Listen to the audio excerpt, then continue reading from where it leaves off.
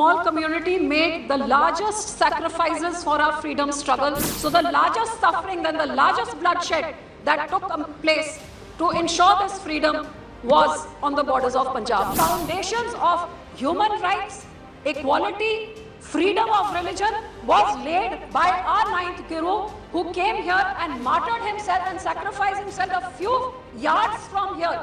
Sir, I stand here today on the 75th year of our democracy in this parliament, probably the last day in this August House, in the four walls of this August House. I stand here as a woman that represents 50% of your population.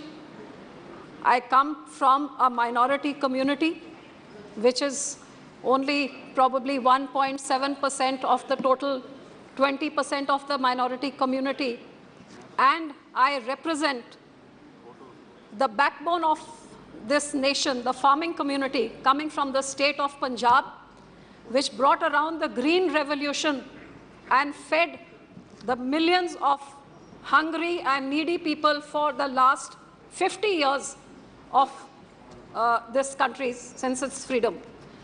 Sir, I would also like to say that this small community made the largest sacrifices for our freedom struggle. It may be a small community, but this brave community that fought the battle for the freedom struggle, where the highest number of people to reach Kala Pani was from Punjab, the highest number of hangings were of the Punjabis. It was on the borders of Punjab, really, that the division of the country took place. So the largest suffering and the largest bloodshed that took place to ensure this freedom was on the borders of Punjab. But sir, I would like to go back to even beyond this. 350 years ago, sir, our ninth Guru, Shri Guru Tegh Bahadur Sahib, known as the Hind Ki Chadar, the only example in the world where an individual of one community walked all the way to Delhi to get martyred, to sacrifice himself to save a minority community, the Kashmiri Pandits of Kashmir. Sir, this example in itself is one of its kind, and I would say the basis, the very foundations of human rights, equality, freedom of religion was laid by our ninth Guru, who came here and martyred himself and sacrificed himself a few yards from here to ensure the religious freedom of the Kashmiri Muslims, and that laid down the foundations of where the entire democracy and the voice of the people stands. And after that, his grandsons, aged 9 and 7, were bricked alive, fighting for saving and living by their own religion for religious freedom. So, sir, first of all, I would like that this House should altogether unanimously give homage to our ninth Guru, the Hind Ki Chadar, who laid the foundations of democracy 400, 350 years ago. And it would be befitting, sir, if this government would actually dedicate this old parliament as we shift to the new parliament to Hind Ki Chadar, so that the teachings of our ninth Guru may be followed in the times to come. Sir, in the same way, I would like to also say that I'm the proud granddaughter of a grandfather, Sir Surjit Singh Majithia, who was a member of parliament from the first, second and third parliament here as defense minister.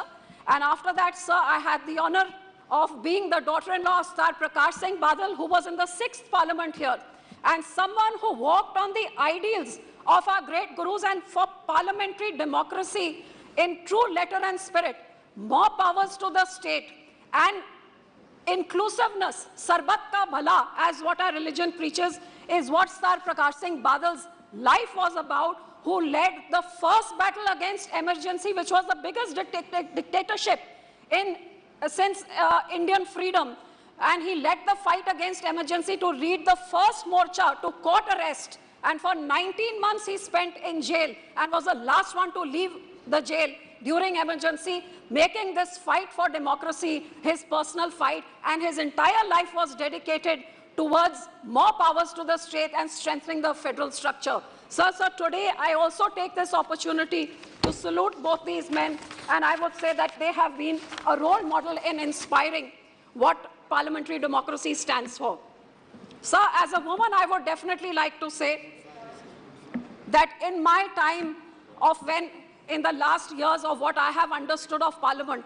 If there was one thing which I saw in my lifetime, which I never thought that I would even get a chance to voice in this House, was as a young 18-year-old who saw the murder of democracy, the murder of minorities, and the murder of religious freedom in 1984 when the genocide of the Sikhs took place.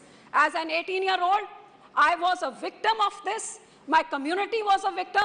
It is shocking that in a free and independent India, the state itself, the Congress government, would stoop down to killing an entire generation of Sikhs because of whatever reasons, what they may have thought.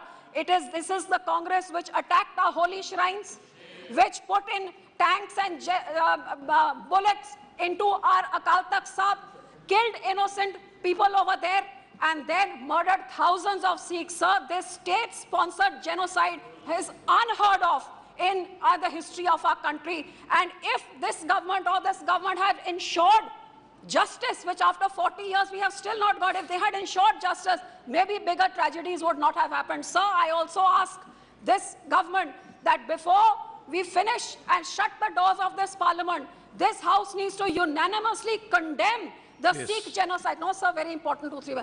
Unanimously condemn the 1984 Sikh genocide, which has not been done till date, and nor have they received justice till date. Sir, secondly, I would like to point out that women reservation bill must come in. Sir, in our first Parliament, in the first Lok Sabha, sir, there were 46%. There were 24 women, sir, and today in the 17th Parliament there are only 78%. Yes, madam, now please. Sir, just 2 minutes, very important, 2, 3 points, sir. Sir, in the first election of our country, 46% women turnout, and now 67, even more than the men. How can women issues be addressed if there is not proper representation? I demand women reservation, sir.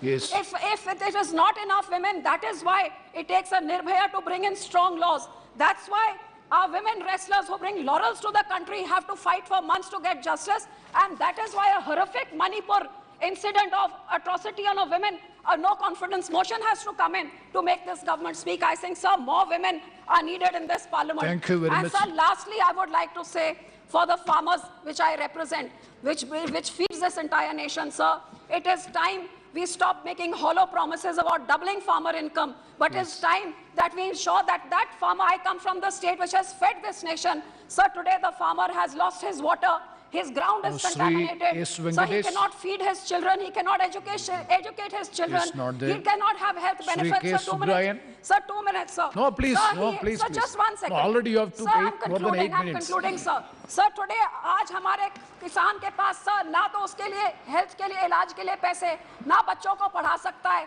आज मौसम के करके उसका इतना बुरा हाल है, वो खुदकुशी कर रहा है। सब कुछ ना कुछ किसानों के बारे में सोचा जाए। उनको इस भद्दर हालत में 75 साल के बाद डबल फार्मर इनकम का स्लोगन नहीं, लेकिन उनके जेब में कुछ पैसे पहुंचे ताकि वो भी आत्मसम्मान से ये नए भारत में आत्मनिर्भर होकर अपने खानदान का ख्याल रख सके। Thank you very much.